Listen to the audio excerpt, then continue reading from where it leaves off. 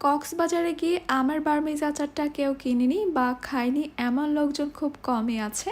আজকে আমি আপনাদের সেই পছন্দের বার্মিজ আচার তৈরি করে দেখাবো বাসায় খুব সহজে। আসসালামু আলাইকুম everyone, welcome to Apsara's mini kitchen. রোদে শুকানোর কোনো ঝামেলা ছাড়াই এই আমের বার্মিজ আচারগুলো আপনারা 1 বছরের মতো সংরক্ষণ করে রাখতে পারবেন। এই আচারটা তৈরি করতে কোনো রকমের তেলের প্রয়োজন হয় না, খুব সামান্য মশলায় খুব মজা করে এই আচারটা তৈরি করা যায় একদম সহজভাবে। আজকের বার্মিজ আচারটা তৈরি করার জন্য এখানে আমি নিয়েছি 1 কেজি কাঁচা আম। প্রথমে আমি এই আমগুলোকে একটা পিলার দিয়ে খোসাটা ছাড়িয়ে নিব। আমের খোসাটা ছাড়ানোর পর আমগুলোকে খুব ভালোভাবে ধুয়ে পরিষ্কার করে নিতে হবে। এরপর আমি একটা করে আম নিচ্ছি আর প্রথমে 2 ভাগ করে নিচ্ছি। এরপর ভিতরের যে বীজটা আছে সেটাকে আমি বের করে ফেলে দিব। এরপর এই আমগুলোকে আমি পাতলা করে স্লাইস করে নিচ্ছি। পাতলা বলতে খুব একটা বেশি পাতলা না, তবে বার্মিজ আচারের জন্য আমগুলোকে খুব একটা বেশি ভারীও করে নেওয়া যাবে না। আপনাদেরকে একটু দেখে বুঝে নিতে হবে আমগুলো আমি ঠিক কিভাবে স্লাইস করেছি। সবগুলো আম আমি এইভাবে স্লাইস করে নিয়েছি। এরপর এগুলোকে আমি একটা মিক্সিং বোলে নিয়ে নিচ্ছি। এরপর এখানে দিয়ে দিচ্ছি আমি 1 কাপ চিনি। এখানে আপনারা চিনির পরিমাণটা আপনাদের টেস্ট অনুযায়ী আরও বাড়িয়েও দিতে পারেন। এখানে 1 থেকে 1.5 কাপের মতো চিনি দেওয়া যেতে পারে।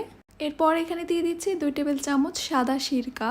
আর অবশ্যই এখানে সিরকাটা দেওয়ার চেষ্টা করবেন, এতে করে কিন্তু এই আচারটা 1 বছর পর্যন্ত নষ্ট হবে না, ভালো থাকবে। চিনি আর সিরকার সঙ্গে আমের স্লাইসগুলোকে আমি খুব ভালোভাবে মিশিয়ে নিয়েছি। ভালোভাবে মিশিয়ে নেওয়ার পর আমি একটা ঢাকনা দিয়ে ঢেকে এভাবেই রেখে দিব 1 ঘন্টার জন্য। 1 ঘন্টা পর আমি ঢাকনাটা সরিয়ে নিয়েছি। আর দেখতেই পাচ্ছেন চিনিটা গলে গিয়ে আম থেকে বেশ অনেকটাই পানি বের হয়েছে। এবার এই আমগুলোকে আমি যে পানিটা বের হয়েছে সেই পানিটা সহই একটা প্যানে নিয়ে নিচ্ছি। চুলার হিটটাকে মিডিয়ামে রেখে একটু নেড়ে চেড়ে এই আমগুলোকে আমি জাল করে নিব। আমগুলো জাল করার সময় আমি এখানে দিয়ে দিচ্ছি 1/4 টিস্পুন লবণ। লবণের পরিমাণটা একটু কমিয়েই দিতে হবে এই আচারটার মধ্যে।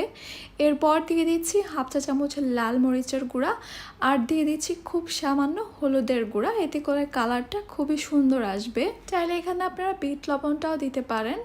এরপর এগুলোকে একসঙ্গে আমি খুব ভালোভাবে নেড়ে চেড়ে মিশিয়ে নিচ্ছি। এখানে চিনি গলে আর আম থেকে যে পানিটা বের হয়েছে এই পানির মধ্যে আচারটাকে তৈরি করতে হবে। এখানে আলাদা করে কোনো রকমের পানি ইউজ করা যাবে না। 3-4 মিনিট এভাবে জাল করে নেওয়ার পর দেখতেই পারবেন আমগুলো কিন্তু স্বচ্ছ হওয়া শুরু করেছে আর নরমও হওয়া শুরু করেছে। এই অবস্থায় খুব বেশি নাড়াচাড়া করা যাবে না, আলতো হাতে নাড়তে হবে। আবার একদমই নাড়াচাড়া না করলে পানিটা শুকিয়ে গিয়ে আমগুলো নিচ থেকে লেগে যেতে পারে প্যানে। আমের এই স্লাইসগুলো সম্পূর্ণভাবে স্বচ্ছ হয়ে যাওয়া পর্যন্ত আর এই পানিটা সম্পূর্ণভাবে টেনে আসা পর্যন্ত এইভাবেই জাল করতে হবে। আমি আরও 10 মিনিটের মতো এভাবে জাল করে নিয়েছি আর দেখতেই পাচ্ছেন চিনির পানিটা কিন্তু সম্পূর্ণ টেনে গেছে আর আমের এই স্লাইসগুলো কিন্তু একদম স্বচ্ছ হয়ে গেছে। এরপর এখানে দিয়ে দিচ্ছি আমি 1/2 চা চামচ ভাজা 5 ফোড়ন। 5 ফোড়নটাকে আমি ভেজে নিয়েছি, ভাজার পরে হালকা করে ভেঙে নিয়েছি, তবে একদম গুঁড়া করে ফেলিনি। এবার সব শেষে এখানে আমি দিয়ে দিচ্ছি 1 চা চামচ চিলি ফ্লেক্স। এবার হালকা হাতে সব কিছুকে আমি মিশিয়ে নিচ্ছি।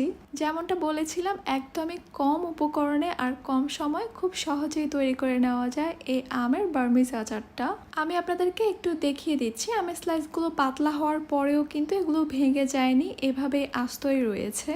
আচারটা একবার বাসায় তৈরি করার পর আপনারা বুঝতে পারবেন যে এটা তৈরি করা কতটা সহজ আর দেখতে কতটা লোভনীয় হয়েছে, খেতে কতটা টেস্টি হয়েছে। যেহেতু তৈরি করাও সহজ আর এই আচারটা খেতে অনেক বেশি টেস্টি হয়, তাই একটু বেশি পরিমাণে তৈরি করে রেখে দেবেন যেন সারা বছর জুড়ে কক্সবাজারের সেই বার্মিজ আচারের স্বাদ নিতে পারেন আপনারা ঘরে বসেই। আশা করছি আমার আজকের এই সহজ আমের আচারের রেসিপিটি আপনাদের কাছে খুবই ভালো লেগেছে আর সহজও লেগেছে আর আপনাদের কাজেও আসবে। তাহলে আজকে এই পর্যন্তই। সবাই অনেক বেশি ভালো থাকবেন, সুস্থ থাকবেন। আল্লাহ হাফেজ।